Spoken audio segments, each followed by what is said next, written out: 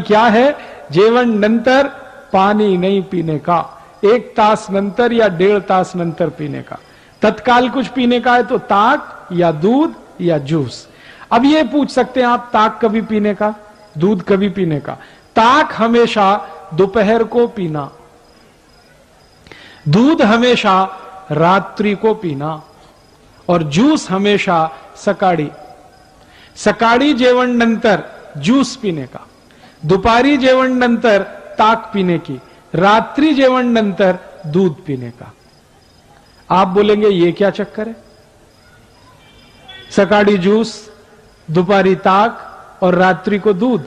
बात ऐसी है, हम जो भी कुछ पीते और खाते हैं, हमारे पोट में उसको हजम करने के लिए, पाचन करने के लिए कुछ रस की जरूरत पड़ती है, जिसको अंग्रेजी भाषा में एंजाइम्स कहते हैं। वो रस हमारे पोट में समय समय पर उत्पन्न होते हैं।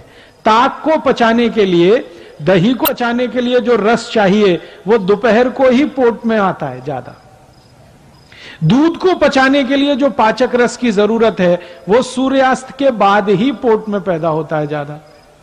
और जूस को पचाने के लिए जिस पाचक रस की जरूरत है वो सकाळी सबसे जास्ती होता है। इसलिए नियम बना दिया गया, सकाळी जेवण नंतर जूस, दुपारी जेवण नंतर ताक, रात्रि जेवण नंतर दूध। समझ गए? अब आप ये, बहुत सारी आई और ताई यहां जो बैठी है वो ये कहेगी, हम तो हमारे बच्चों को सुबह सुबह दूध पिला के स्कूल भेजते हैं। आयुर्वेद कहता है कि सुबह का समय दूध पीने के लिए अच्छा नहीं है।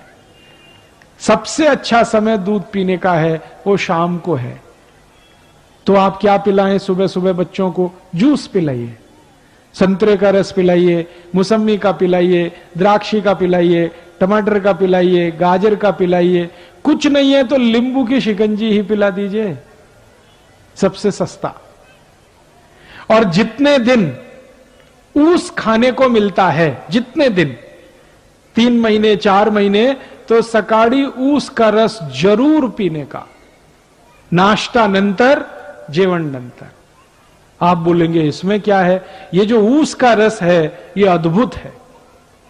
इसकी सबसे बड़ी विशेषता है कि इसमें भरपूर मात्रा में कैल्शियम है। और हमारे शरीर की ये जो हड्डियां होती हैं, इनको बनाने के लिए कैल्शियम सबसे जास्ती उपयोग में आता है। और जूस जो है, ऊस का रस, उसमें सबसे जास्ती कैल्शियम। फिर दूसरे नंबर पे सबसे जास्ती फास्फोरस है। कैल्शियम और फास्फोरस अगर किसी किसी रस में है तो वो तो सबसे अद्भुत है। इसलिए ऊस का रस जितने दिन मिले जरूर पीना। क्या क्या फायदा होगा? हड्डियां मजबूत होंगी, शरीर में चुस्ती फुर्ती रहेगी, ताकत बहुत ज्यादा आएगी। और मैं आपको 1-2 माहिती देता हूं। जो ऊस का रस पी सकते हैं सुबह सुबह, उनको जिंदगी में कभी भी काविड़ रोग नहीं हो सकता। काविड़ समझते हैं मराठी में? जॉन्डिस, आंखें पीली पीली हो जाती हैं, लघवी एकदम पीली आने लगती है, शरीर टूट जाता है, बिस्तर पे लेटना पड़ जाता है। और काविड़ की दुनिया में औषध नहीं है। एलोपैथी के किसी भी डॉक्टर से पूछेंगे, वो कहेगा काविड़ की औषध नहीं है, ये तो अपने आप ही ठीक होता है। डॉक्टर कहेगा आराम करो 20 दिवस, 25 दिवस, 30 दिवस। लेकिन इस काविड़ को होने नहीं देना, इसकी सबसे बड़ी ताकत है ऊस के रस में। तो ऊस का रस पिए, सुबह सुबह बहुत अच्छा होता है। और मैं इसलिए भी कह रहा हूं ऊस का रस पीने को कि सारे के सारे भारतीय नागरिक रोज सकाळी 1 गिलास ऊस का रस पिए, तो भारत के जो शेतकरी ऊस उत्पन्न करते हैं वो सब श्रीमंत और कोटिपति हो जाए। आप बोलेंगे वो कैसे? अभी क्या होता है, जो शेतकरी ऊस उत्पन्न करते हैं वो सारा ऊस साकर कारखाने में जाता है। साकर कारखाना चलाने वाला तो कोटिपति और श्रीमंत हो जाता है, शेतकरी वहीं का वहीं रोडपति रह जाता है।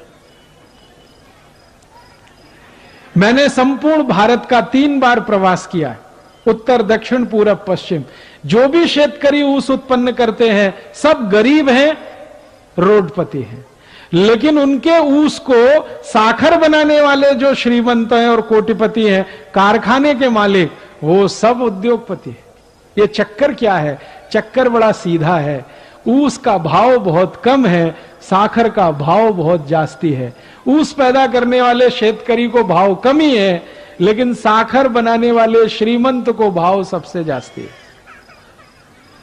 तो मेरा तो यह कहना है कि ऊस में से साखर बने, एक भी शेतकरी श्रीमंत नहीं हो सकता। अगर इसी ऊस का रस बिकने लगे और सारे भारतवासी पीने लगे, तो ऊस उत्पन्न करने वाला हर एक शेतकरी श्रीमंत होता है। और एक फायदा होता है, अगर ऊस का रस पिए ना, तो नपुंसकता की बीमारी कभी नहीं आती। मैं आपको एक छोटी सी माहिती देता हूं। अगर आपके घर में ऐसे कोई पति पत्नी हैं जिनका विवाह हो गया लेकिन बच्चे उत्पन्न नहीं हो रहे, कमी किसी को भी हो सकती है, स्त्री में भी हो सकती है, पुरुष में भी हो सकती है, ऐसे किसी भी पति पत्नी को कहिए कि अगर बच्चा चाहिए तो ऊस का रस पियो। और क्या डालकर पियो? चूना डालकर पियो। चूना देखा है पान में जो लगाते हैं, वो चूना 1 ग्राम 1 गिलास ऊस के रस में मिला के 3-4 महीने से 5-6 महीने तक कोई भी पी ले, बड़े आराम से बच्चा हो जाएगा।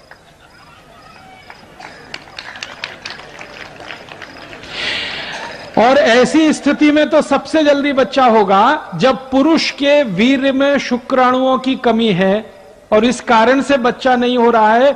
उनके लिए तो यह अचूक औषध है, ऊस का रस और थोड़ा सा चूना। यह ऊस का रस और चूना दुनिया की सबसे अद्भुत औषध है। आप इसको पी सकते हैं। गुर्गे दुखने का अगर रोग है ना, तो भी इसको पी लीजिए, गुर्गा दुखना कम कर देगा। कांधा दुखता है, कमर दुखती है, संधिवात हो गया है, ऊस के रस में चूना मिला के पीजिए, बहुत अद्भुत परिणाम। बार बार काविड़ होता है, ऊस के रस में चूना मिला के पीजिए, और अच्छे परिणाम। नपुंसकता है, शारीरिक कमजोरी है, उसमें भी ये काम करता है। तो मेरा कहना है आयुर्वेद का नियम, सकाळी जेवण नंतर जूस पीने का, तो ऊस का रस सबसे अच्छा। दूसरे नंबर पर संतरे का रस, मौसमी का रस, द्राक्षी का रस, टमाटर का रस, गाजर का रस, और ये जितने भी रस आप पिएंगे सबका पैसा शेतकरी समाज को ही मिलेगा। और शेतकरी समाज को पैसा मिलेगा, शेतकरी समाज श्रीमंत होगा।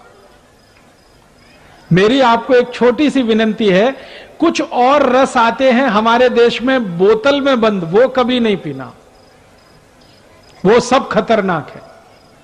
जैसे बोतल बंद, बाटली में बंद एक रस आता है, पेप्सी कोला, एक है Coca Cola, Thums Up, Limca, Citra, Mirinda, mango Frooti, ये सब बाटली में बंद आते हैं ना, और पैकेट में भी बंद आते हैं। ये खराब है, इनको नहीं पीना, क्योंकि इनमें दम नहीं है। आप बोलेंगे क्या दम नहीं है? इनमें है क्या? मैं विज्ञान का विद्यार्थी रहा हूं, और विज्ञान के विद्यार्थियों के ऐसे 14 तरह के केमिकल मिलाए जाते हैं, और ये सब जहर हैं, सभी विष हैं। ये पेप्सी और कोका कोला में तो एक केमिकल मिलाया जाता है, उसका नाम है फास्फोरिक एसिड। ये फास्फोरिक एसिड से आप जानते हैं क्या बनता है? संडास साफ करने वाला हार्पिक। आपने टीवी जाहिरात देखा? हार्पिक, वो संडास पात्र पे डालो, 2 मिनट में फ्लश करो, झकाझक सफेद कर देता है। वो कैसे कर देता है? उसमें एसिड मिलाया हुआ है जिसको तेजाब कहते हैं, और उसका नाम है फास्फोरिक एसिड। वही एसिड पेप्सी कोका कोला में भी मिलाया जाता है। तो एक बार मैंने सोचा कि हार्पिक से अगर संडास साफ हो सकता है तो पेप्सी से भी होना चाहिए, क्योंकि दोनों में एसिड है। तो मैंने मेरे घर में करके देखा। मैंने मेरे घर में क्या किया, 1 महीने तक संडास साफ नहीं किया, खूब गंदा हो गया, एकदम पीला पीला कचरा जमा हो गया उसमें। फिर मैं पेप्सी और कोका कोला की बाटली लेके आया और संडास पात्र पे गिराया, और 2 मिनट के बाद पानी से फ्लश किया, संडास पात्र झक्का झक सफेद, एकदम व्हाइट एंड व्हाइट, एकदम नीट एंड क्लीन। वो दिन से मैंने एक जाहिरात शुरू किया है, ठंडा मतलब टॉयलेट क्लीनर। ठंडा मतलब कोका कोला नहीं है, ठंडा मतलब टॉयलेट क्लीनर। अब मुझे बड़ा दुख होता है कि पढ़े लिखे श्रीमंत लोग ये टॉयलेट क्लीनर गटागट पीते रहते हैं। जास्ती एजुकेटेड जास्ती पीते रहते हैं। Engineer, doctor, chartered accountant, manager, professor सब संडा साफ करने वाला पानी पी रहे। किसी के लग्न प्रसंग में जाते हैं ना तो फोकट में मिलता है तो 2-2, 3-3 बाटली गटकते। और पीने वाले घर में अकेले नहीं पीते, कोई मेहमान आ गया उसको भी पिलाते। एक तरफ कहते हैं अतिथि देवता होता है, देवताओं को इस संडा साफ करने का पानी पिलाते रहते। और कुछ अतिथि अपने घर में ऐसे आते हैं जो कहते हैं ठंडा लाओ, माने हमको संडा साफ करने का पानी पिलाओ। मेरी आपको हाथ जोड़कर विनती है, ये Pepsi, Coke, Thums Up, Limca, Citra नहीं पीना, क्योंकि इसमें एसिड है। वो एसिड पेट को जलाता है, एसिडिटी पैदा करता है। और सबसे तकलीफ की बात पता है क्या है? कि आप बाटली खरीदते हैं वो 10-12 रुपए की आती है, कारखाने में सिर्फ 70 पैसे की बनती है, वो 12 रुपए में आप खरीदते हैं। और ये पेप्सी, कोका कोला की बाटली विदेशी कंपनी की है, अमेरिका की कंपनी की है, वो भारत की नहीं है। तो आप अगर 12 रुपए की बाटली खरीदें, 70 पैसा खर्चा होता है, 11 रुपए 30 पैसे मुनाफा होता है परदेशी कंपनी को। उसमें से वो 1 रुपए 1.5 रुपए टैक्स का देके, फिर दुकानदार को 1-8 रुपए देके एक बाटली पर लगभग 8 से 8.5 रुपए कमा के अमेरिका ले जाते हैं। अगर एक बाटली पेप्सी कोला किसी ने पिया, 8 रुपए भारत देश का अमेरिका को दिया। 2 बाटली पिया 16 रुपए दिया, 3 बाटली पिया 24 रुपए दिया। दर वर्षी भारत में पेप्सी कोका कोला की 700 कोटी बाटली बिकती है और दर वर्षी भारत देश का 5,700 कोटी रुपए अमेरिका जाता है। 5,700 कोटी रुपए इतनी बड़ी रकम है कि अगर इससे सोना खरीद लिया जाए तो बीड़ जिले के एक गांव की सड़क सोने से बन सकती है। इतनी बड़ी रकम हम अमेरिका को देते हैं, क्या पीकर? संडा साफ करने वाला पानी, Pepsi cola, Coca Cola, Thums Up, Limca, Citra. तो मेरी आपको विनती है, नहीं पीना ये पेप्सी कोक। मैंने मेरे जीवन में यह देखा है कि जो पढ़े लिखे एजुकेटेड है ना, वो ही पीते हैं पेप्सी कोका कोला। जो अनएजुकेटेड है, कभी पढ़ने के लिए नहीं गए, वो उसका ही रस पीते।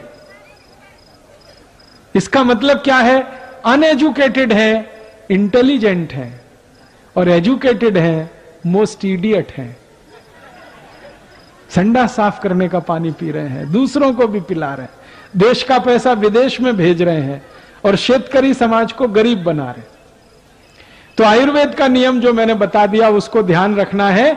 सकाळी जेवण नंतर ज्यूस पीना, दुपारी जेवण नंतर ताक पीना, रात्रि जेवण नंतर दूध पीना, जूस पीना तो सबसे अच्छा ऊस का, 2 नंबर पे संतरे, मौसम्मी, फिर उसके बाद गाजर, टमाटर, फिर जो भी फल मिले उसका।